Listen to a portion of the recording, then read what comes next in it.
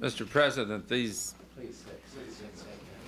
ladies and gentlemen before you have been the leaders of and spokesmen for the Baltic states here in the U.S. for many years. They've been patient, but they've had faith, and now they find it all, their dreams are realized. But I could tell you that these have been the stalwarts over the years, and their dreams and hopes have now come through. And ladies and gentlemen, as I promise you, the introduction will be proper and brief. A man who needs no introduction, President of the United States. Thank you very much. Listen, this is a very joyous day. And let me first start by thanking our secretary. I don't expect there's a person here today that's come to the White House for this event that hasn't known personally Ed Derwinski. I expect all of you respect him as I do. And this cause, this concept of freedom for the Baltic states has been his cause for a long time, long before he became a secretary in the cabinet, all through his congressional days and before that. And I've been with him as he's been to certain of these ethnic festivals, and I've seen the affection for him in your communities. And so I wanted to start by saying how fortunate I am to have him at my side in the administration, and to thank him for his steadfast support. I also am very pleased to welcome all of you to the White House. I view this as a special and certainly historic event, the freedom, the independence of Estonia, Latvia, and Lithuania, and the establishment of diplomatic relations between the U.S. and those free countries. So also let me give a warm welcome to a distinguished visitor, the Speaker of the Estonian Parliament, Mr. Nugis, who's with us today, and ask him to stand. Please.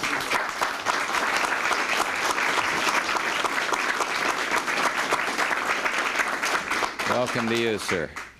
And I'd like first to pay tribute to the many leaders, the men and women in this room who stood resolutely for so many years in support of freedom in the Baltics. And throughout the dark days of the Cold War, the Baltic peoples had two indefatigable champions in the United States. Their fine diplomats in Washington and this power that came from the Americans of Baltic heritage. And neither ever allowed the world to forget the crime visited upon the Baltic states 51 years ago. And I've just had the privilege of visiting with these people standing behind me, these three gentlemen, remarkable men. Consul General of Estonia, Mr. Jaksin, the Charge of Latvia, Mr. Dinbergs, and the Charge of Lithuania, Mr. Lazaraitis.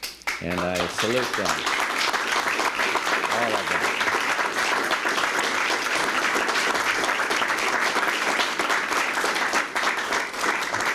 Each of these men deserve our respect and our admiration and our gratitude for this tireless devotion to freedom and for helping us, reminding those of us in public life that we must never forget the Baltic peoples. When they'd come to these receptions, people would wonder about it, but I'm proud that the United States always had them there, but they were a reminder in person and in group, a reminder of the need to press forward for freedom.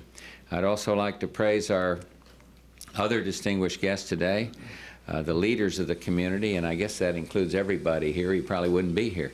And few have done so much for their homeland as you have. I know it's appreciated in your home countries. You've honored both the countries from which you have sprung and the country in which you now live. And Americans are especially gratified by the restoration of Baltic independence.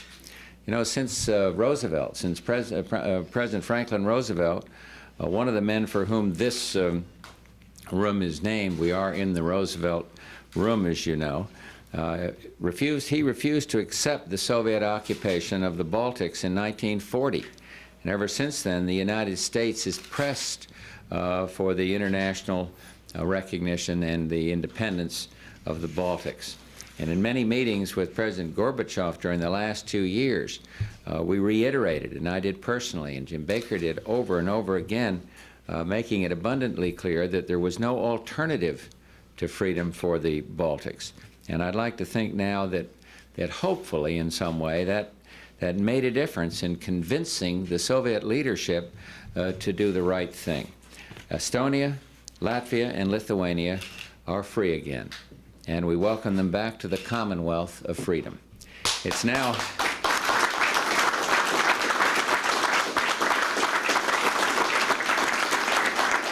But as I told these gentlemen, it is now our responsibility, all of us as Americans, to help the Baltics integrate fully into the West, to nurture these young democracies, to help them transform their economies towards a free market that we all know works so well.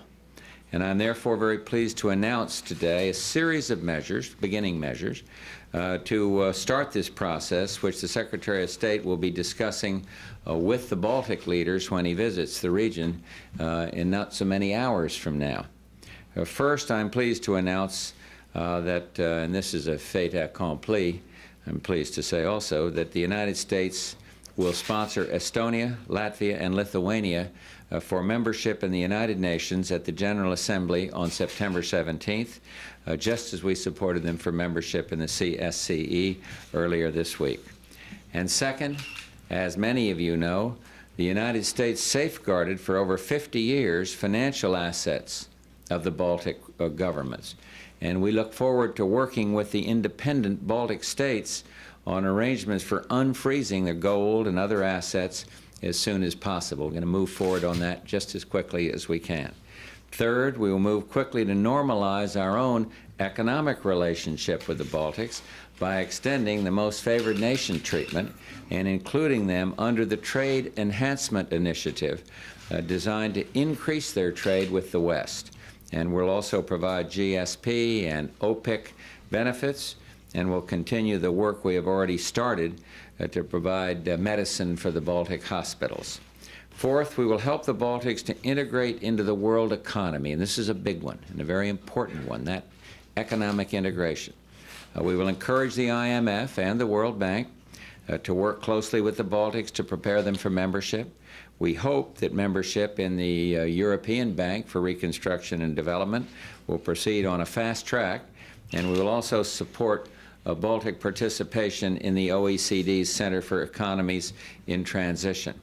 And fifth, we will work closely with our allies in the G24 process to coordinate economic assistance to the Baltic states. For our part, the U.S. intends to extend a variety of technical assistance and other programs under the Support for Eastern European Democracies Act. And finally, I'm delighted to announce today that we will move immediately to establish a Peace Corps program for Estonia and Latvia and Lithuania. And let me say in closing that as the United States was true to the Baltic states in captivity, we will continue to be true to them as democratic partners in the months and the years ahead. It's been a pleasure to contemplate this, for me at least, and I think for others here, this emotional event. It is a special day. And when these three worthy advocates of independence of the Baltic states came into the Oval Office, I think they too felt the emotion of the moment. I expect many, many do here. We want to do our part. We want to lead. We want to help these new countries, and many of you, all of you, almost all of you as Americans, can do your part in the future, just as you can take great credit for the part you played in the past in keeping administration present, administrations past, aware of the need to fight and stand for Baltic independence. Congratulations to each and every one of you, and may God bless the Baltic states and the United States of America. Thank you very much.